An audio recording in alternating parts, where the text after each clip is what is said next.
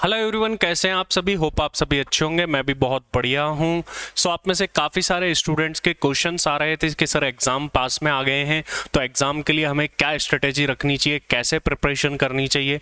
Finally आज मैं आपको बताने वाला हूं कि कैसे आपको जून 22 जो कि ऑनलाइन एग्ज़ाम होने वाला है उसके लिए कैसे प्रिपरेशन करनी है, कैसे एग्ज़ाम में लिखना चाहिए और अभी आपका क्या कंडीशन होनी चाहिए या फ्यूचर में आपको क्या करना चाहिए। हम इंटरमीडिएट एंड फाइनल के स्टूडेंट्स के लिए स्ट्रेटेजी डिस्कस करने वाले हैं। तो जून एग्जाम्स जो कि आने वाले हैं इसके लिए मैंने आपको बताया भी था पहले भी लास्ट वीडियोस में कि हमने test series and revision classes launch करी है इंटरमीडिएट स्टूडेंट्स के लिए एंड फाइनल स्टूडेंट्स के लिए। ओनली टेस्ट सीरीज है क्योंकि सिलेबस वास्ट है, फास्ट ट्रैक में नहीं हो सकता। मे बी फाइनल वाले स्टूडेंट्स के लिए भी डायरेक्ट टेक्स्ट का जो है मैराथन एंड रिवीजन क्लासेस आपको देखने को मिलेगी। फाइनली मैं आपको पहले ये बता देता हूँ कि क्या हम करने वाले हैं। This is the schedule of intermediate test series. तो इंटर की जो टेस्ट सीरीज है ये उसका शेड्यूल है आपके सामने।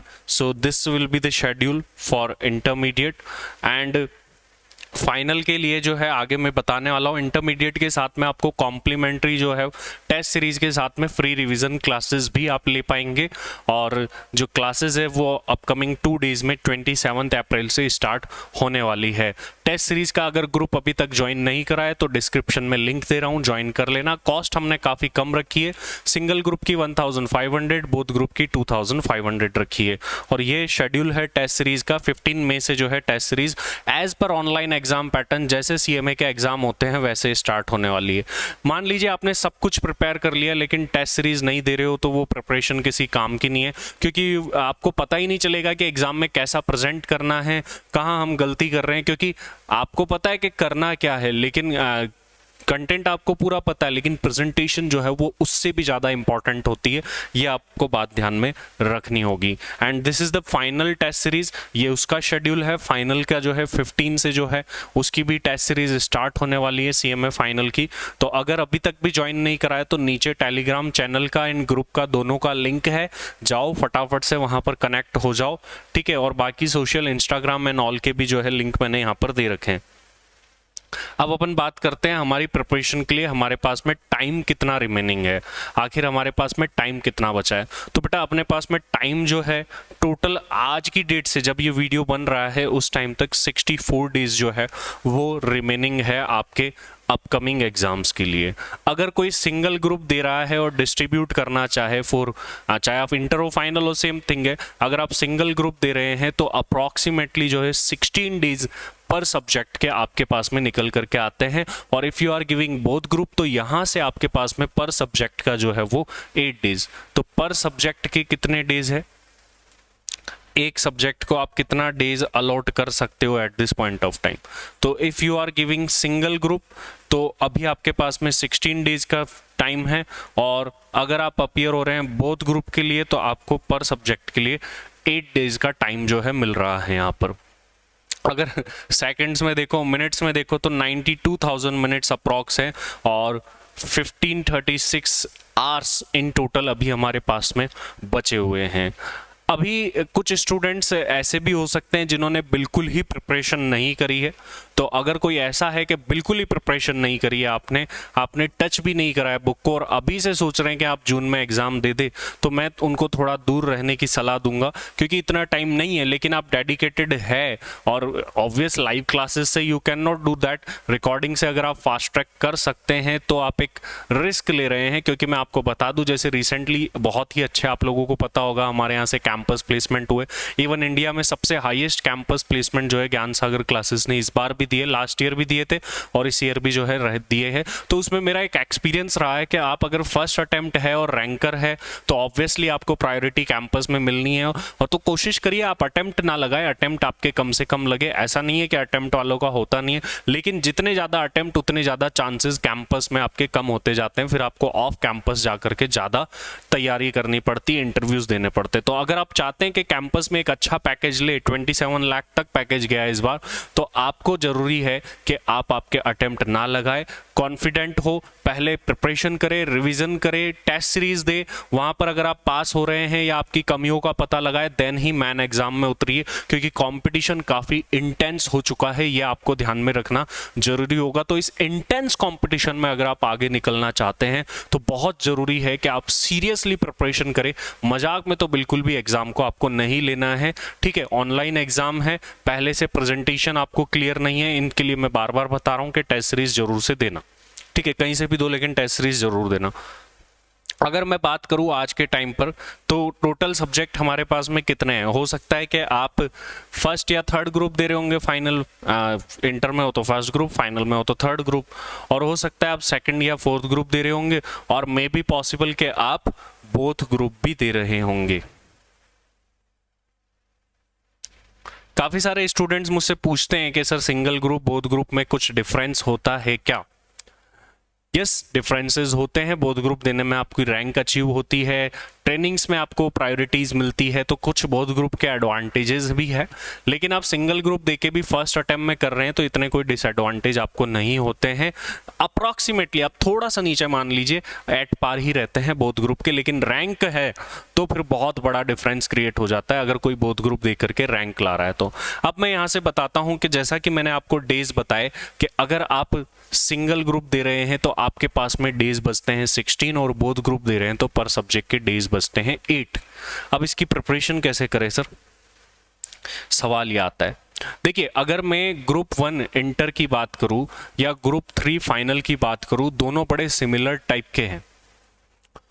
अगर हम बात करें लेंथ की तो इंटर में ग्रुप 1 ज्यादा लेंथी है और फाइनल में ग्रुप 3 ज्यादा लेंथी है। तो आपकी अभी स्ट्रेटेजी ये होनी चाहिए कि at the and April mid तक या 20 अप्रैल तक तो जो है आपका कोर्स हो जाना चाहिए था और आपका रिवीजन अभी चलना चाहिए था। लेकिन मान लीजिए आपने कोर्स कंप्लीट कर लिया या फिर कॉन्फिडेंट नहीं है, थोड़ा बहुत कोर्स कर रखा है, तो अभी हम रिवीजन क्लासेस 27 से स्टार्ट हो रही है, इंटर वाले उसको जरूर से ज्वाइन कर लेना। फाइनल के लिए अभी तो सारी तो नहीं आ पाएगी और कुछ सब्जेक्ट की हो सकता है, तो आपको सबसे पहले तो क्या करना है, सिलेबस कंप्लीट पर फोकस करना है। सबसे पहले तो आपका सिलेबस कंप्लीट होना चाहिए। और सर अब मान लीजिए किसी का बहुत ज़्यादा सिलेबस बचा है तो you need to go with smart study. जो एग्जाम में जिनका ज़्यादा वेटेज है उनको पहले कवर करो, ठीक है। सर किसका ज़्यादा वेटेज है किसका कम, इसके लिए ऑलरेडी एबीसी एनालिसिस की सीरीज आप लोगों को दी जा चुकी है। प्लेलिस्ट में जाओ, एबीसी एनालिसिस देख लो, आपको पता चल जाएगा कि किसका ज़्यादा वेटेज है और किसका कम वेटेज है, ठीक है। उसके अकॉर्डिंग जो ए कैटेगरी वाले टॉपिक्स हैं सबसे पहले आपको ये प्रिपेयर करने हैं।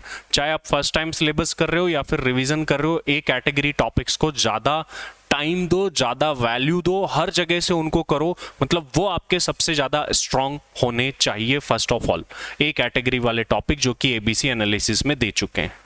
अब काफ़ी सारे स्टूडेंट्स का क्वेश्चन आता है कि सर थ्योरी टॉपिक्स जो है उनको कैसे करें। सो थ्योरी टॉपिक्स के लिए आपको मैं रिकमेंड करूंगा कि आप सेल्फ नोट्स प्रिपेयर करें, it will be best strategy.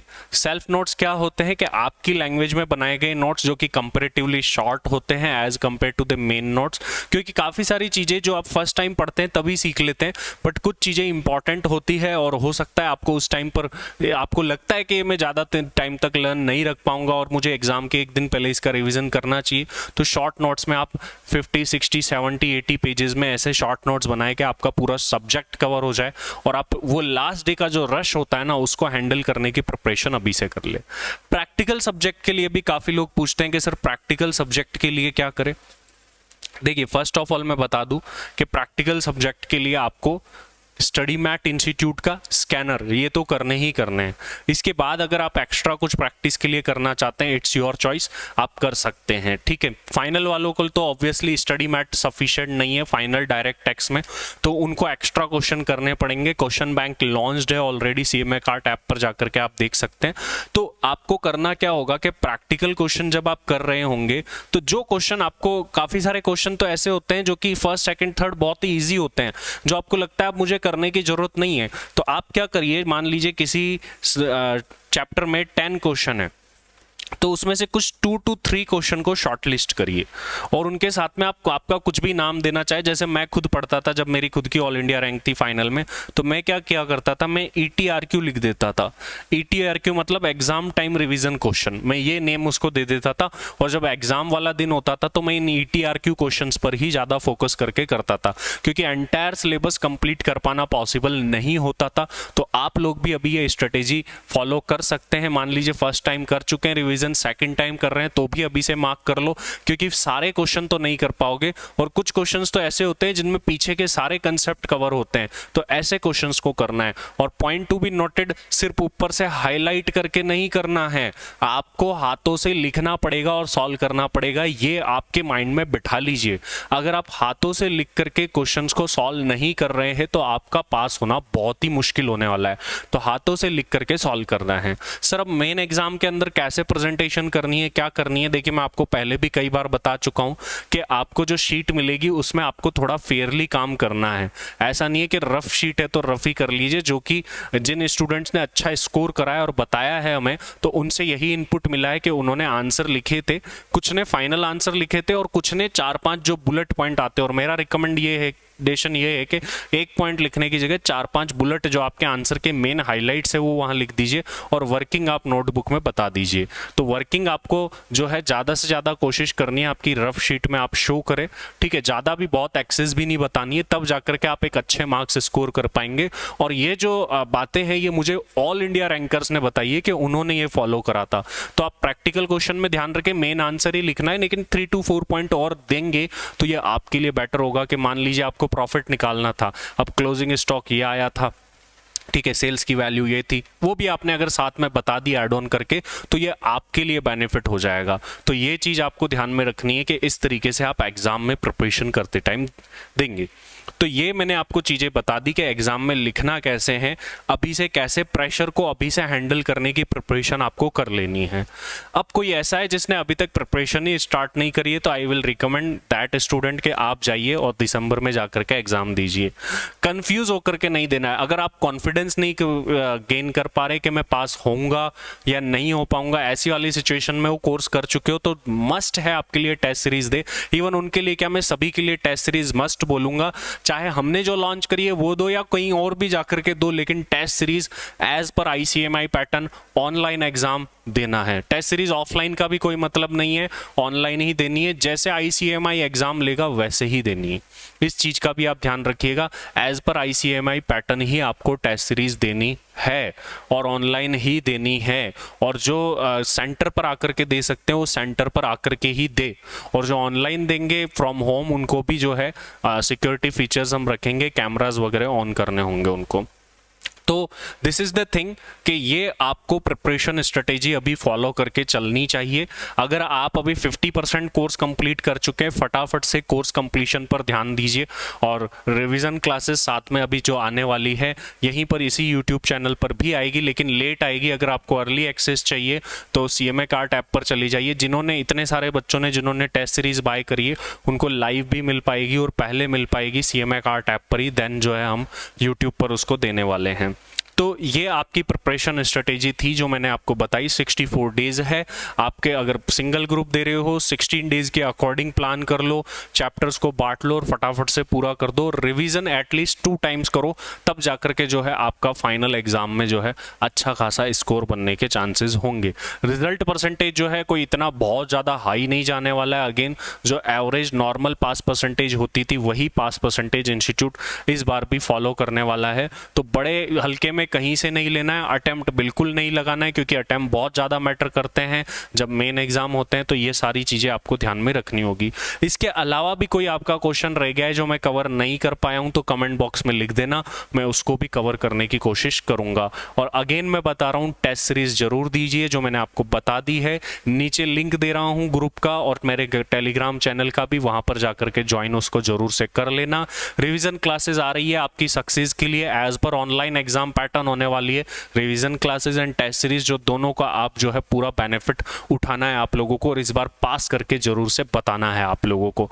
तो चलिए इस वीडियो में इतना ही, मिलता हूं नेक्स्ट वीडियोस में। आपके जो भी क्वेश्चन है जरूर से मुझे यहाँ पर बताइएगा, जो चीज़ें आपको अच्छी लगी वो भी बताइएगा, जो चीज़ें आपको अच्छी नहीं लगी वो भी बताइएगा, क्योंकि हमेशा हर कोई परफेक्ट नहीं हो सकता, हमेशा इंप्रूवमेंट की ज़रूरत होती है, और आप ही लोगों से वो इनपुट हमको मिलते हैं। जहाँ ज़रूरी होगी मैं भी आप लोगों को दूंगा, आप भी मुझे दीजिए, क्योंकि हम एक फैमिली है और इसी तरीके से आगे बढ़ते रहेंगे। Thank you very much.